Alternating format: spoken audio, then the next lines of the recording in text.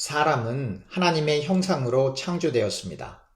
하나님의 형상이 무엇입니까? 라고 묻는다면 답하기가 참으로 어렵습니다. 왜냐하면 하나님의 형상이 무엇인지에 대해 구체적으로 성경은 설명하고 있지 않기 때문입니다.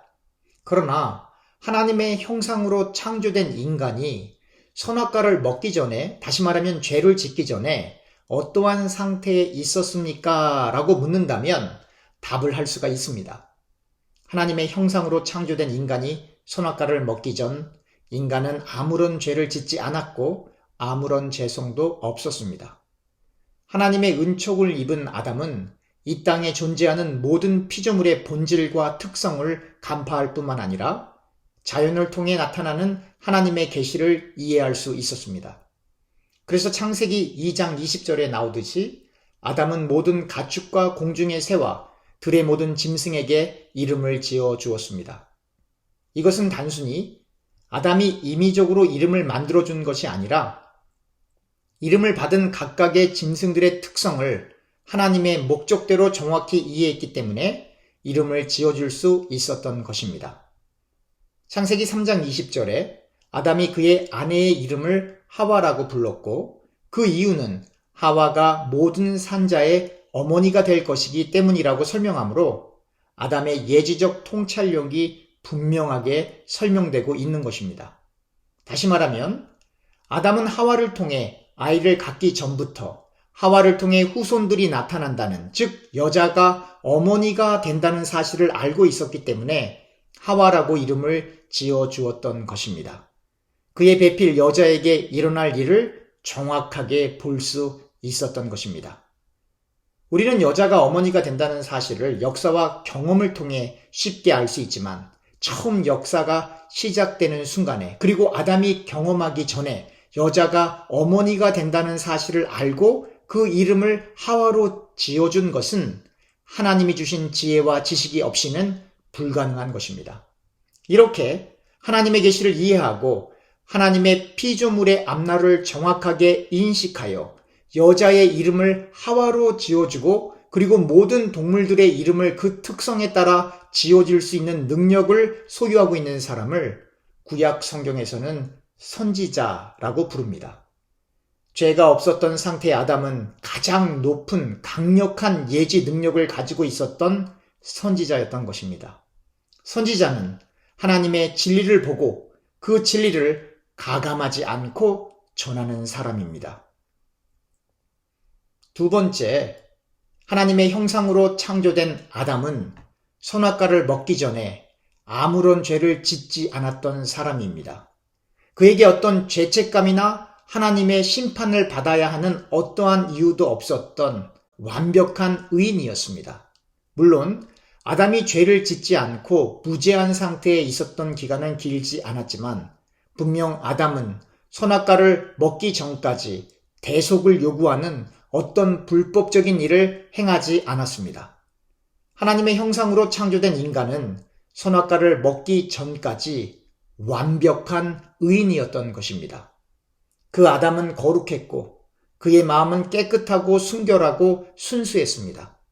그 마음에 죄가 없었던 것입니다. 그러므로 아담은 다른 어떠한 대가를 치르지 않고 하나님께 직접 나아가 하나님과 대화하고 하나님과 소통하며 하나님을 섬길 수 있었던 존재, 즉 구약의 관점에서 제사장이었던 것입니다.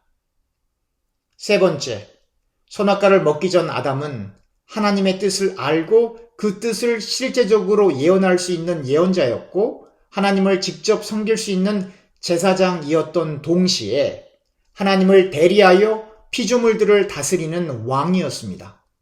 그래서 창세기 1장 28절에 하나님께서 복을 주시며 생육하고 번성하여 땅에 충만할 것과 땅을 정복하고 바다의 물고기와 하늘의 새와 땅에 움직이는 모든 생물을 다스리라고 말씀하셨던 것입니다.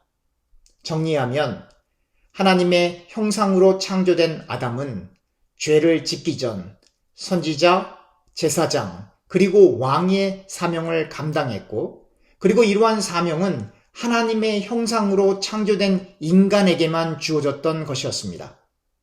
그러나 아담이 하나님의 말씀을 어기고 선악과를 먹었을 때 그는 에덴 동산에서 추방되어 더 이상 선지자, 제사장 그리고 왕의 역할을 온전히 감당할 수 없게 되었을 뿐만 아니라 아담을 통해 모든 인류에게 전가된 죄는 인간을 전적인 타락 가운데 놓이게 했던 것입니다.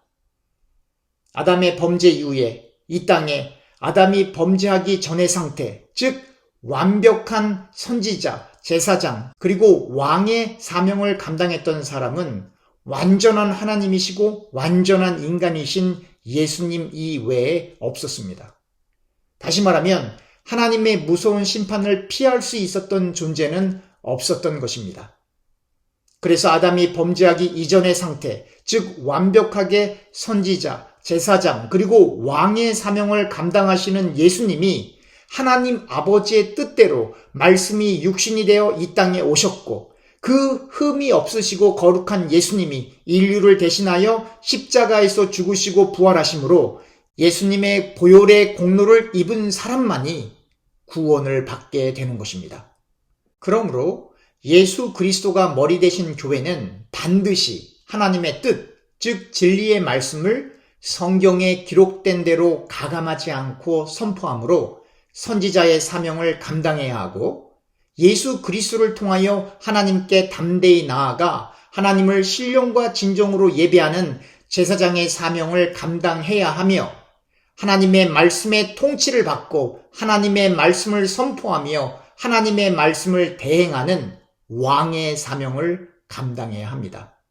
그리고 이렇게 예수 그리스도의 보혈을 통해 로마서 13장 14절에 기록된 대로 예수 그리스도로 옷 입고 정욕을 위해 육신의 일을 도모하지 않고 로마서 8장 29절에 기록된 대로 예수님의 형상을 본받으며 골로새서 3장 9절에서부터 10절에 기록된 대로 옛사람과 그 행위를 벗어버리고 새사람을 입고 하나님의 형상을 따라 지식에까지 새롭게 하심을 입은 사람들은 하나님의 형상이 하나님의 은혜와 능력으로 회복된 사람들인 것입니다.